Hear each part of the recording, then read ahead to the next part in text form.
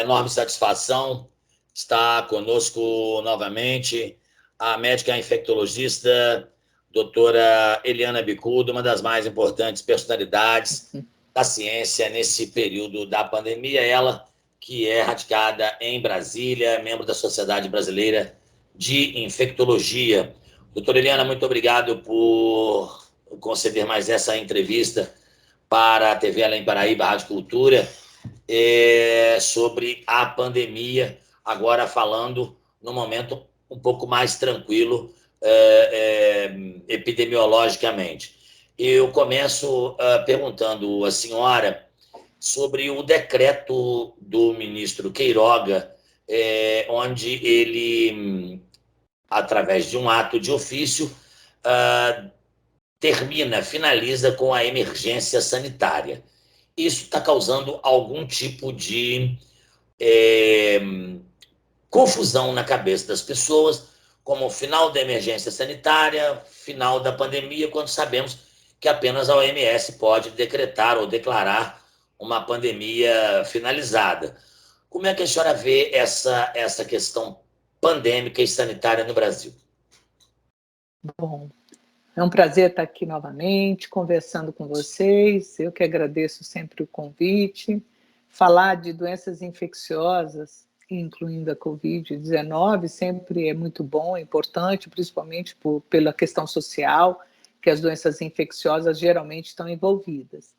Em relação à pandemia não acabou, de fato, só quem pode decretar o fim da pandemia realmente a definição da palavra pandemia é a Organização Mundial de Saúde. O decreto do ministro da Saúde, ele veio, na verdade, eu acho que a gente entende e achou razoável, o que estava envolvido no decreto emergencial.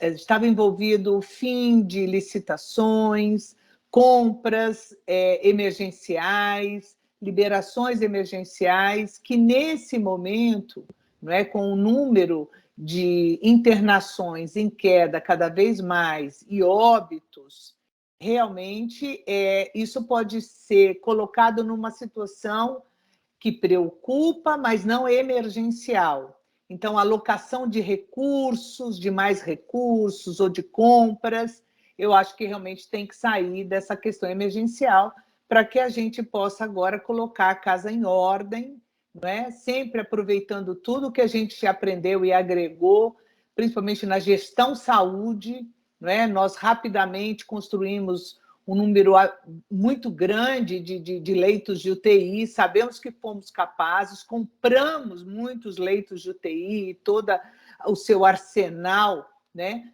mecânico que envolve infraestrutura para se ter uma UTI. Eu acho que agora é colocar o pé no chão e aproveitar tudo que a gente conseguiu adquirir e mesmo aprender durante a pandemia. Então, o fim do que foi decretado pelo ministro da Saúde é exatamente essa questão, na verdade, financeira e estrutural, mas a pandemia não acabou e a gente precisa sempre estar acompanhando e pensando sempre em vacinas, que é o mais importante.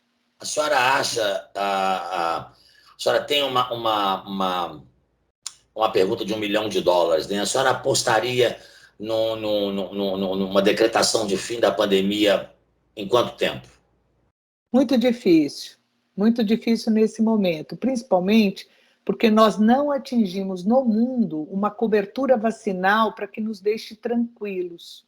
Então, a gente sabe que tem países, né, cada dia aparece um, inclusive a China, que tem vacina, não é? Mostrando uma situação com lockdown. Então, o vírus SARS-CoV-2, ele é um vírus que nos preocupa, ele tem uma capacidade mutante e replicativa, não é? Que a gente está vendo, né?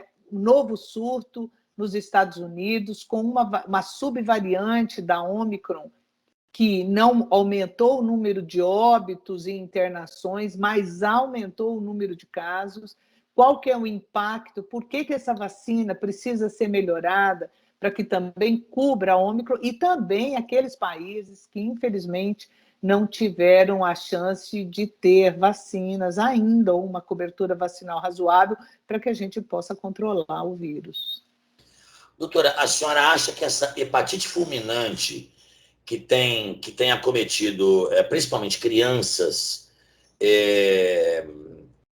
em alguns países, e há casos reportados do Brasil em estudo ainda, né? Ela pode ser um reflexo da vacina ou não há nada comprovado? Não...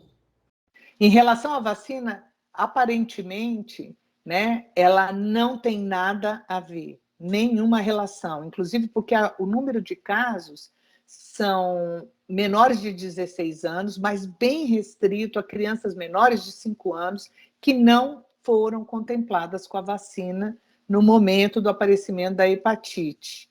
Né? O que parece, na verdade, né, mas isso tudo em estudo, para esclarecimento, a impressão que nos deu é que há persistência, sim. Essas crianças adquiriram a infecção SARS-CoV-2, houve uma persistência, que essa é a última teoria, desse vírus lá no intestino, que a gente sabe que o vírus SARS-CoV-2 ele é importante, ele é diferente, ele é um vírus sistêmico, né? Da pontinha aqui da cabeça até o dedão do pé, a gente sabe que pode ter manifestação, e uma delas seria intestinal. Alguns pacientes têm diarreia como apresentação clínica da Covid-19, e nessas crianças, aparentemente, o vírus estava lá no intestino, e com a aquisição do adenovírus via respiratória, como geralmente, e ele também causa diarreia, então essa coinfecção desses dois vírus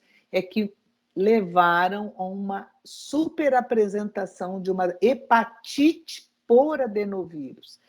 Então, assim, a impressão é que dá que seja uma coinfecção, uma concomitância de dois vírus. Mas tudo isso aí são conjecturas, são esclarecimentos, mas o que a gente pode dizer até o momento é que a grande maioria das crianças não estavam imunizadas ainda. Agora, doutora, a senhora acredita que nós já estamos na quarta dose? Aqui em Além Paraíba, por exemplo, já começou a vacinação de quarta dose. Agora está na faixa etária de 60 anos. Nós aqui temos um índice vacinal excelente, que beira quase a 90%. A senhora acha que essas doses elas vão ter de ser prorrogáveis, quinta dose, sexta dose, e isso não terá um paradeiro, digamos assim? Então, que bom, parabéns para vocês, né, que estão conseguindo uma adesão à terceira dose e uma boa adesão à quarta dose, que não é a realidade do Brasil, né? Ainda temos muito a avançar em relação à terceira e quarta dose.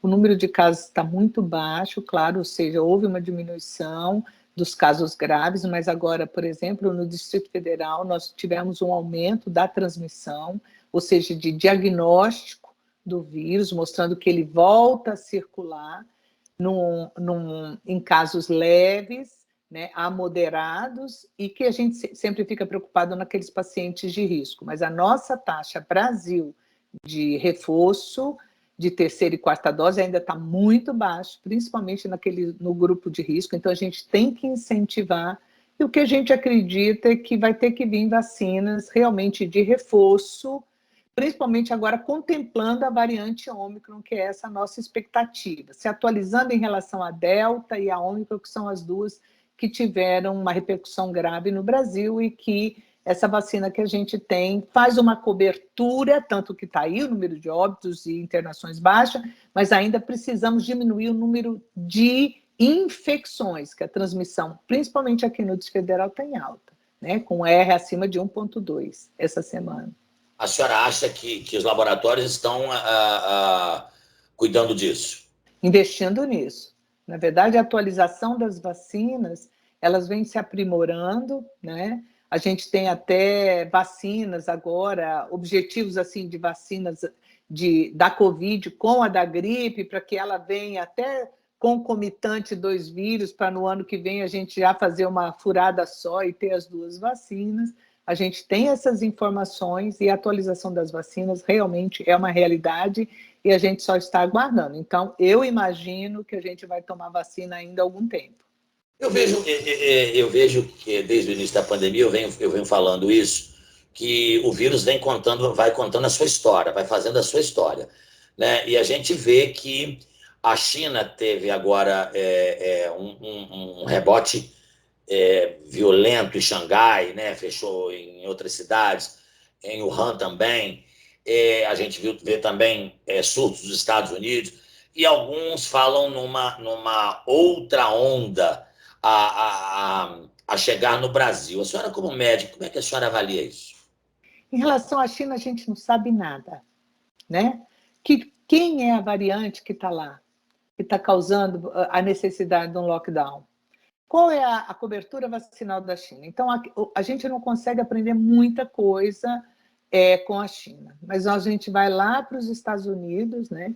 E a gente sabe que lá já temos uma subvariante da Omicron, que não é mais a BA2, que a BA2 é a que está circulando no Brasil agora, com esses casos, com essa nova marola que a gente está vendo. Essa marola é um número de infectados que vem aumentando a cada dia, depois da Páscoa, depois do Carnaval, fora de época. Então, a gente está vendo esse aumento do número de casos sem repercussão de internação.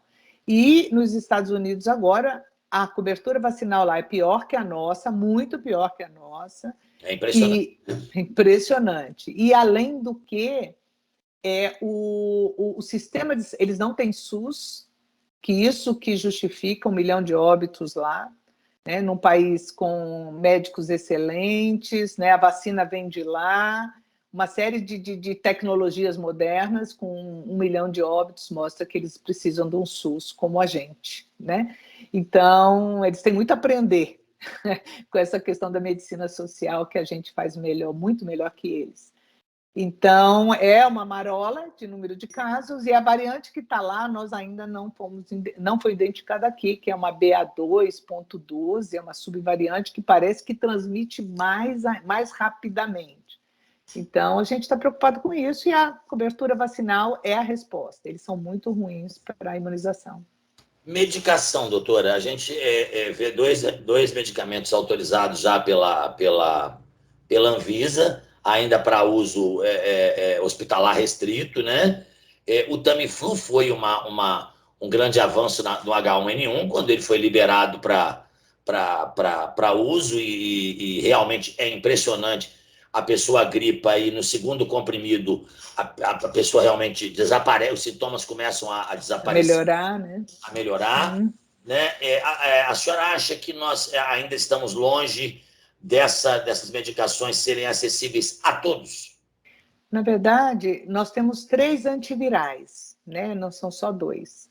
Um já está desde o ano passado, realmente não é acessível a todos, inclusive ele tem um custo elevado. Alguns planos de saúde já estão pagando, né? Que é o Redensevir, e agora os outros 2, tanto da Pfizer quanto da MSD Merck, foram aplicados, né, para venda para o Ministério da Saúde. Então, a gente está na expectativa que estes, que são comprimidos, assim, que a gente pode fazer por analogia com o Tamiflu, né, o tempo de uso de 5 a 7 dias, bem semelhante ao Tamiflu, eles venham estar disponíveis, sim, para casos leves em pacientes com comorbidades ou imunossuprimidos ou acima de 60 anos, vai estar disponível, a gente está na expectativa, o Ministério da Saúde levantou a bandeirinha que vai comprar. Então, inclusive os laboratórios não estão aplicando para as farmácias ou que a gente possa comprar. Então, vai chegar e vai estar aí o SUS para mostrar mais uma ferramenta para que a gente possa cuidar dos nossos pacientes de risco. Agora, como a senhora é infectologista, muitas pessoas nos perguntam sobre quão rápida foi o desenvolvimento da vacina para a Covid e quão lenta ou ainda inexistente a vacinação para o HIV, que, em tese, também é um vírus. E aí tem aquelas teorias da conspiração, que é muito mais os laboratórios não se interessam muito na vacina e se interessam mais no tratamento, porque ganham mais. Por que não se consegue uma vacina para o HIV, doutora? Apesar de serem vírus, RNA vírus, que a gente chama, né, ambos, tanto o SARS-CoV-2 quanto o HIV, o mecanismo de doença são totalmente diferentes, né?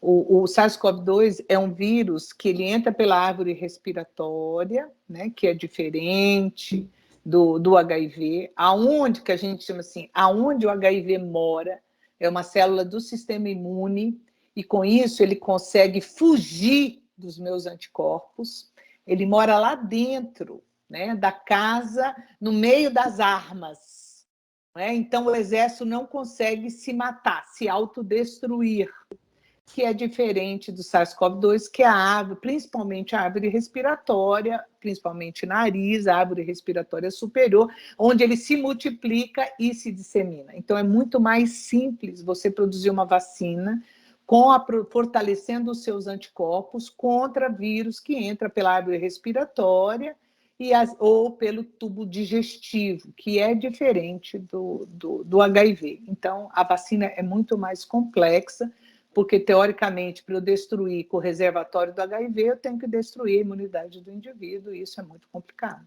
Então, são mecanismos diferentes, apesar de serem vírus. A senhora,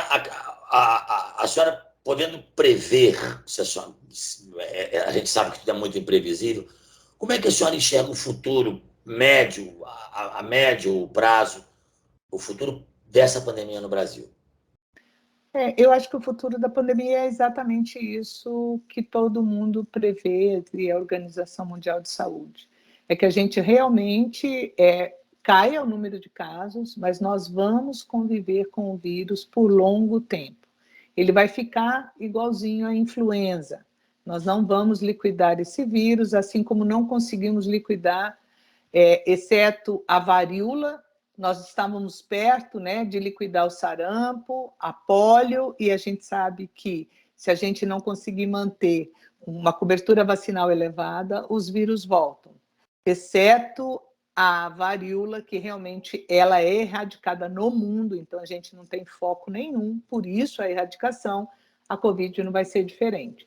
Vai diminuir o número de casos, nós vamos ter endemias, né, epidemias, surtos, mas nós vamos conviver, nessa geração, nós vamos conviver com o SARS-CoV-2, com certeza, essa é a minha visão. Bom, eu quero agradecer as esclarecedoras informações da senhora, como sempre, com linguajar muito acessível às pessoas leigas, que isso é o grande papel, a gente entende, da comunidade científica e também da imprensa, dizendo à senhora que não será a última vez, eu espero em breve voltar a falar com a senhora é sempre muito gentil, muito generosa conosco.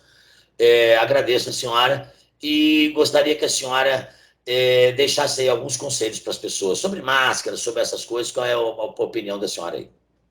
Eu que agradeço, né, a estar aqui conversando com você, estou sempre disponível, não é? A gente só faz um acordo de horários e dá tudo certo.